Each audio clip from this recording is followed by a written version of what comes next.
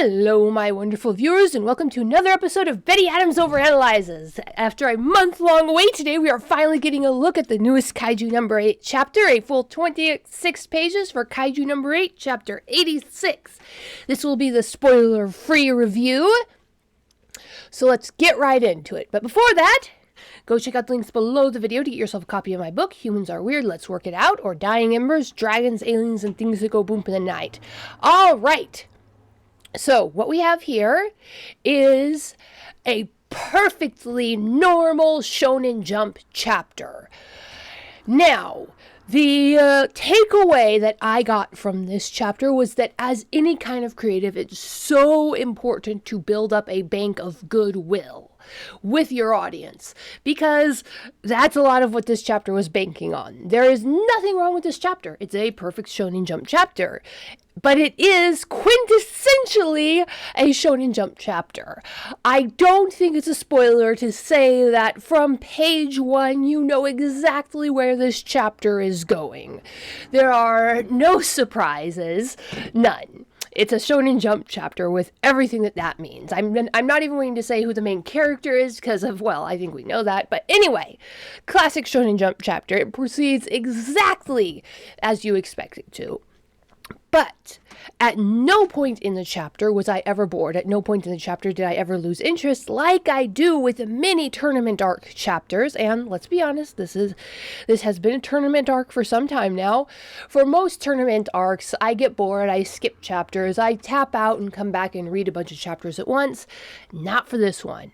Part of the reason is, of course, the art is so good. Matsumoto does some fantastic things with the artwork here and brings the crisp, nearly scientific illustration level of detail that Matsumoto does to some truly fantastic scenes. And there's just this one art page where you look at it, and just like the pages with Vice Captain Hoshina, you can feel the movement. You look at this page for long enough, and it looks like the special effects are actually moving. And this is another one of those pages where, looking at the artwork, I genuinely don't know if the animated form is going to be better.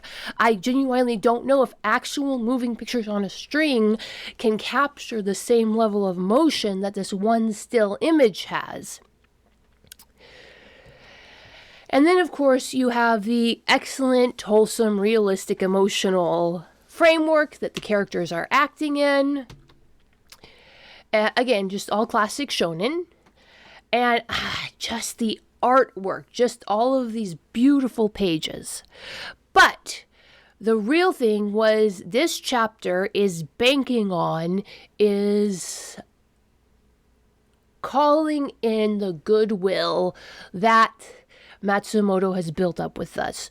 The goodwill that Matsumoto built up with this when he made the main character a washed out 30-year-old instead of your typical shonen protagonist. The goodwill that he built up with us when he doesn't tell things exactly the way you expect, by making so many of his chapters have those corkscrew plot twists where it goes, you know it's going towards the ultimate Shonen Jump conclusion, but there are so many surprises along the way. By doing that, Matsumoto has made it so that when he does get to these chapters that follow the shonen formula beat for beat perfectly, where the only differentiation between some of the panels in here and some of the panels in other Shonen Jump manga are just the quality of the artwork and the fact that we recognize these characters. It really, it's not a negative, but this is where in most manga I would be getting bored. I'd kind of flip through the chapter and say, you know what, I'm going to tap out for 2 or 3 chapters. I'll come back and binge it all at once. Again, I'm not a huge fan of tournament arcs, but there is so much goodwill built up that I can just focus on the pretty art. I can focus on the flow of the battle, the bang, pow, biff, boom, and just enjoy that for what it's worth. And I don't feel like I'm slogging through necessary reading to get to the end of the story. This is genuinely, truly an enjoyable chapter. I buzzed through all 26 pages in moments. But again, It is a perfectly normal Shonen Jump chapter. Now, let's just talk about the artwork. If you're watching this video, if you're listening to this, you've probably at least seen the classic How to Draw manga books, the one that were all the rage in the 90s and early aughts. And they had little basic rules of drawing in there about making your panels dynamic, about how to a bad composition, a good composition, and a great composition.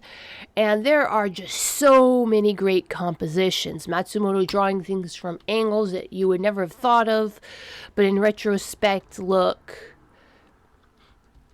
amazing.